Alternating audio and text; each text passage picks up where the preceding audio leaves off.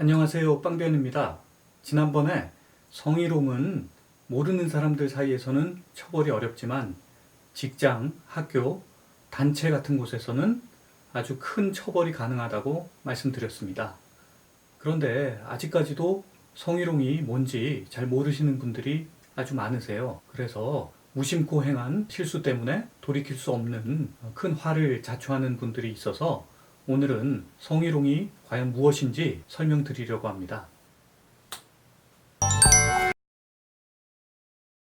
성희롱은 여러 가지 형태로 발생할 수 있습니다. 한마디로 말해서 상대방이 원하지 않는 말이나 행동, 영어로 말하면 unwelcome 또는 unwanted 언어 또는 행동, 이렇게 말씀드릴 수 있겠습니다. 쉽게 말하면 환영받지 못할 성적인 언동이라고 할 수 있습니다. 상대방이 좋아하지 않을, 그리고 상대방이 원하지 않는, 그리고 성적인 뉘앙스를 가진 말이나 행동은 모두 성희롱에 해당합니다. 여기서 중요한 게 있는데요. 행위자의 의도는 직장 내 성희롱의 성립 여부와는 무관합니다. 즉, 직장 내 성희롱의 성립 요건은 피해자에게 성적인 굴욕감 또는 혐오감을 느끼게 하는 행위이기 때문에 피해자가 그런 불쾌감을 느꼈는지 여부가 중요하지, 행위자가 그런 피해를 발생시킬 의도가 있었는지 여부는 성희롱의 성립과는 무관하다는 겁니다. 이게 아주 중요하겠죠? 그러면 직장 내 성희롱의 개념을 한번 살펴보겠습니다. 행위자는 사업주나 상급자 또는 동료 근로자 또는 거래처 사람, 이런 사람들이 행위자가 될 수 있고요. 수단은 언어, 행동 또는 눈빛, 이런 것들도 성희롱의 수단이 될 수 있습니다. 그리고 매개는 직장 내 지위를 이용하는 것, 즉 업무와의 관련성이 필요합니다. 물론 피해자는 다른 근로자가 되겠죠.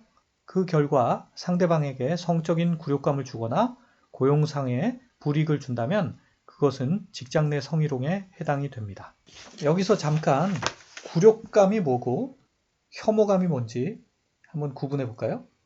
굴욕감은 남에게 업신여김을 받아서 느끼는 창피한 감정이 굴욕감이 되고요. 혐오감은 싫어하고 미워하는 감정입니다.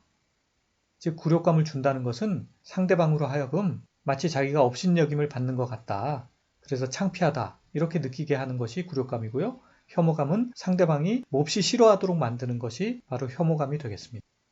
성희롱의 종류를 한번 알아보겠습니다. 육체적 성희롱이 있겠죠? 이것은 특별히 설명드리지 않아도 아마 아실 줄 믿습니다. 그리고 언어적 성희롱이 있습니다. 이것도 역시 말로 상대방을 희롱하는 게 되겠죠. 그 중에서 남자 직원에게 어제 또 야동봤지? 라고 묻는다면 이것도 역시 성희롱에 해당합니다. 성희롱의 대상은 여자만 있는 게 아니고요. 남자에게도 역시 성희롱이 성립할 수 있습니다. 시각적 성희롱도 중요합니다. 상대방의 의사와 상관없이 눈으로 인지가 가능한 행동을 통해 성적인 수치심을 주는 것이 시각적 성희롱입니다.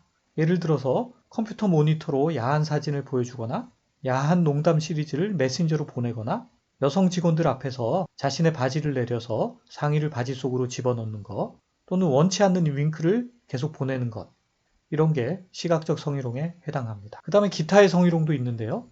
그 밖에 사회통념상 성적 굴욕감 또는 혐오감을 느끼게 하는 것으로 인정되는 언어나 행동, 원하지 않는 데이트나 교제를 강요하는 행위, 이런 것도 성희롱입니다. 또는 직장 내 성희롱의 피해를 문제 제기하거나 또는 상대방의 추궁거림에 대해서 거절의 의사를 표시했더니 불이익을 받는다. 역시 이것도 기타 성희롱에 해당이 됩니다. 그러면 성희롱의 판단 기준을 알아보겠습니다. 첫째, 당사자 간의 업무 관련성이 있느냐. 둘째, 언동의 사실관계 또는 언동이 행해진 장소 및 상황. 그 다음에 세 번째는요, 그 언동에 대한 상대방의 명시적 또는 추정적 반응 등을 종합해야 된다는 겁니다. 그래서 네 번째, 상대방이 그러한 행위를 원치 않았고 불쾌감을 느꼈는지. 다섯 번째, 성적인 함의가 있었는지.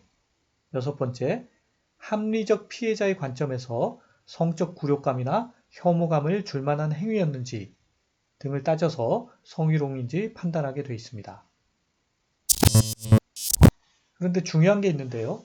어떤 언동이 성희롱인지 여부는 언제나 피해자의 관점에서 판단해야 한다는 겁니다. 즉, 대법원은 성희롱에 해당하는지 여부는 우리 사회 전체의 일반적이고 평균적인 사람이 아니라 피해자와 같은 처지에 있는 평균적인 사람의 입장에서 성적 굴욕감이나 혐오감을 느낄 수 있는 정도였는지를 기준으로 심리 판단하여야 한다고 하였습니다. 즉, 그런 입장에 놓인 사람들이 그 맥락에서 어떻게 느꼈을지를 생각해야 된다는 겁니다. 피해자가 처한 상황의 맥락과 눈높이에서 사건을 바라보고 이해해야 한다는 의미입니다. 이것을 이제 성인지 감수성이라고 하죠. 그런데 상대방이 원하지 않는 행위란 상대방이 명시적으로 거부 의사를 표현한 경우만 아니라 적극적으로나 소극적으로 또는 묵시적으로 거부하는 경우도 포함된다. 즉, 행위자의 성적 언동에 대해 직접적으로 분명하게 거부해야만 직장 내 성희롱이 성립되는 것이 아니다. 이것이 대법원의 입장입니다. 직장 내 성희롱에 관해서는 남녀고용평등법에 아주 상세하게 정리가 되어 있습니다. 그래서 궁금하신 분들은 남녀고용평등법을 한번 잘 살펴보시기 바랍니다.